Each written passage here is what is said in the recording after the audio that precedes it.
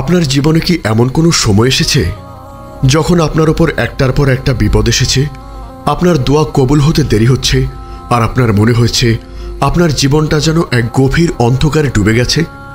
যখন আপনি অনুভব করেছেন আপনার ভাগ্য যেন আপনার সাথে প্রতারণা করছে আর আপনার কষ্টগুলো যেন অন্তহীন? আমরা মানুষ হিসেবে প্রায়শই মনে করি যে জীবনের খারাপ দিনগুলো কেবলই দুর্ভাগ্য, কিন্তু আজ আমরা আলোচনা করব এক গভীর আধ্যাত্মিক সত্য নিয়ে। খারাপ দিন আসে ভালো মানুষ বানাতে। আমরা জানব কিভাবে আমাদের জীবনের এই কষ্টগুলো আমাদেরকে একজন ভালো, সহনশীল এবং আল্লাহর আরও প্রিয় বান্দা হিসেবে গড়ে তোলে। কোরআন, হাদিস এবং নবী রাসূল ও সাহাবায়ে কেরামের জীবন থেকে নেওয়া অমূল্য শিক্ষা নিয়ে আপনার ঈমানী জীবনকে আরও সমৃদ্ধ করতে চান?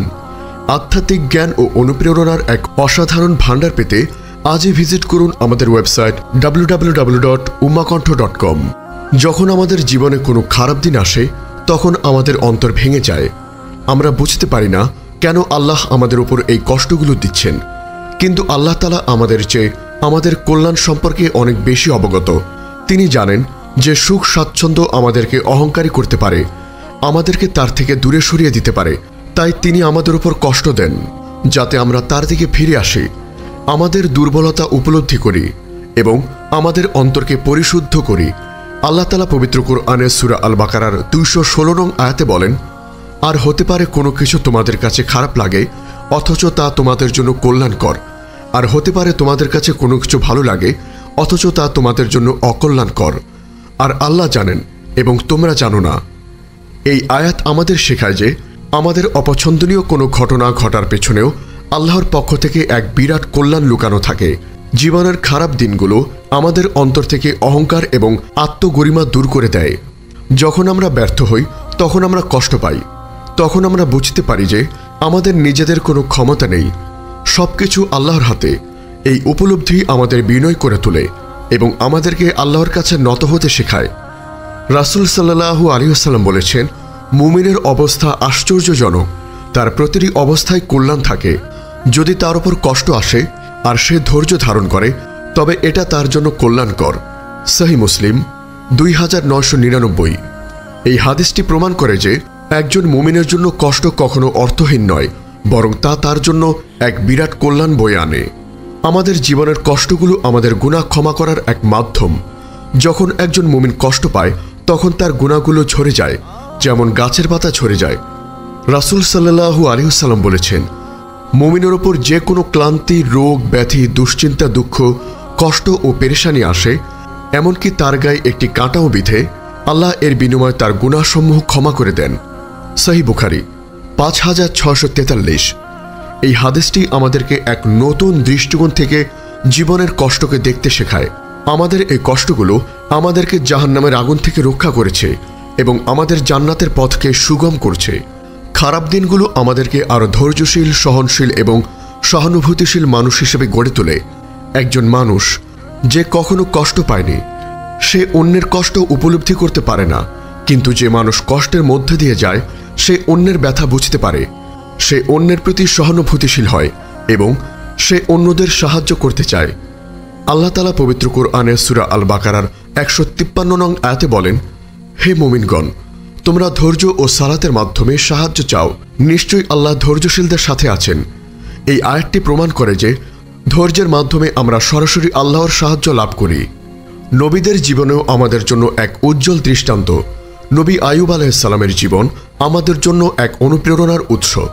তিনি তার সমস্ত সম্পদ, তার পরিবার, তার স্বাস্থ্য সবকিছু হারিয়েছিলেন, কিন্তু তিনি ধৈর্য ধারণ করেছিলেন এবং আল্লাহর উপর পূর্ণ ভরসা রেখেছিলেন। তিনি কখনো হতাশ হননি, কখনো আল্লাহর উপর অভিযোগ করেননি। তিনি কেবল আল্লাহর কাছে তার অবস্থা জানিয়েছিলেন, আর আল্লাহ তার ধৈর্যের প্রতিদান হিসেবে তাকে তার সমস্ত কিছু ফিরিয়ে দিয়েছিলেন এবং তার মর্যাদা বৃদ্ধি করেছিলেন। এই ঘটনা আমাদেরকে শেখায় যে ধৈর্য হলো আল্লাহর রহমত লাভের চাবিকাঠি। পরিশেষে, যদি আপনি আজ কোনো কষ্ট, দুঃখ বা হতাশায় থাকেন তবে মনে রাখবেন, আপনার এই কষ্ট আপনার জীবনের শেষ নয়, বরং এটি আপনার জীবনের এক নতুন অধ্যায়, যেখানে আল্লাহ আপনাকে একজন ভালো মানুষ হিসেবে গড়ে তুলতে চেয়েছেন। আপনার এই কষ্ট আল্লাহর কাছে দোয়া করার এক সুযোগ হিসেবে দেখুন। আপনার অন্তরকে এই বিশ্বাসে পূর্ণ করুন যে আপনার এই কষ্টের মাধ্যমে আল্লাহ আপনাকে পরিশুদ্ধ করছেন এবং আপনার জন্য উত্তম কিছু প্রস্তুত রাখছেন। তাই হতাশ হবেন না, কারণ আপনার এই কষ্ট বৃথা যাবে না। হে আল্লাহ, হে অন্তর পরিবর্তনকারী, আমাদের অন্তরকে আপনার দ্বীনের উপর স্থির রাখুন। আমাদের সকল প্রকার কষ্ট ও বিপদের সময় ধৈর্য ধারণ করার তৌফিক দান করুন। আমাদের কষ্টগুলোকে আমাদের গুনাহ ক্ষমার কারণ বানিয়ে দিন এবং আমাদেরকে আপনার আরও প্রিয় বান্দা হিসেবে কবুল করুন। আমিন। আমাদের এই মহৎ বার্তা ছড়িয়ে দিতে এবং ইসলামের আলোকে প্রতিটি হৃদয় পৌঁছে দিতে অনুগ্রহ করে চ্যানেলটি সাবস্ক্রাইব করুন এবং বেল আইকনটি প্রেস করুন। আমাদের ফেসবুক পেজ ফলো করে উম্মাহ কণ্ঠ পরিবারের একজন সদস্য হন। আর আমাদের ইসলামিক ব্লগ ও রিসোর্স পেতে আজই ভিজিট করুন আমাদের ওয়েবসাইট www.ummahkontho.com। আপনার জীবনে কি এমন কোনো সময় এসেছে যখন আপনার ওপর একটার পর একটা বিপদ এসেছে, আপনার দোয়া কবুল হতে দেরি হচ্ছে, আর আপনার মনে হয়েছে আপনার জীবনটা যেন এক গভীর অন্ধকারে ডুবে গেছে? যখন আপনি অনুভব করেছেন আপনার ভাগ্য যেন আপনার সাথে প্রতারণা করছে আর আপনার কষ্টগুলো যেন অন্তহীন? আমরা মানুষ হিসেবে প্রায়শই মনে করি যে জীবনের খারাপ দিনগুলো কেবলই দুর্ভাগ্য, কিন্তু আজ আমরা আলোচনা করব এক গভীর আধ্যাত্মিক সত্য নিয়ে।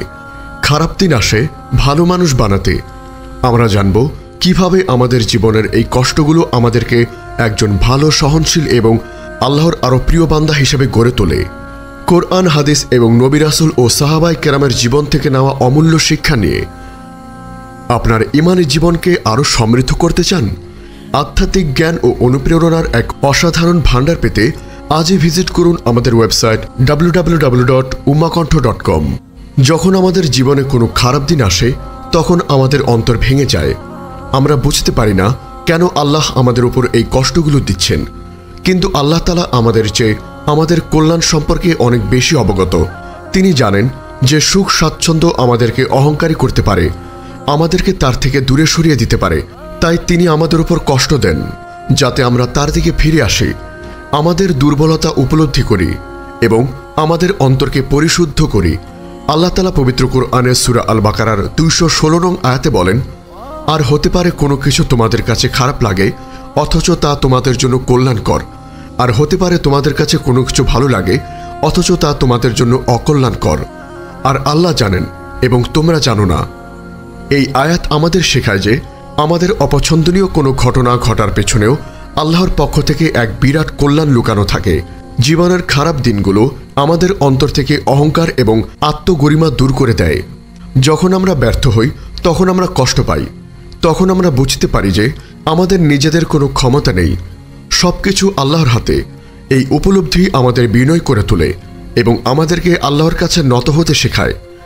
রাসূল সাল্লাল্লাহু আলাইহি ওয়াসাল্লাম বলেছেন, মুমিনের অবস্থা আশ্চর্যজনক, তার প্রতিটি অবস্থায় কল্যাণ থাকে। যদি তার উপর কষ্ট আসে আর সে ধৈর্য ধারণ করে তবে এটা তার জন্য কল্যাণকর। সহিহ মুসলিম 2999। এই হাদিসটি প্রমাণ করে যে একজন মুমিনের জন্য কষ্ট কখনো অর্থহীন নয়, বরং তা তার জন্য এক বিরাট কল্যাণ বয়ে আনে। আমাদের জীবনের কষ্টগুলো আমাদের গুনাহ ক্ষমা করার এক মাধ্যম।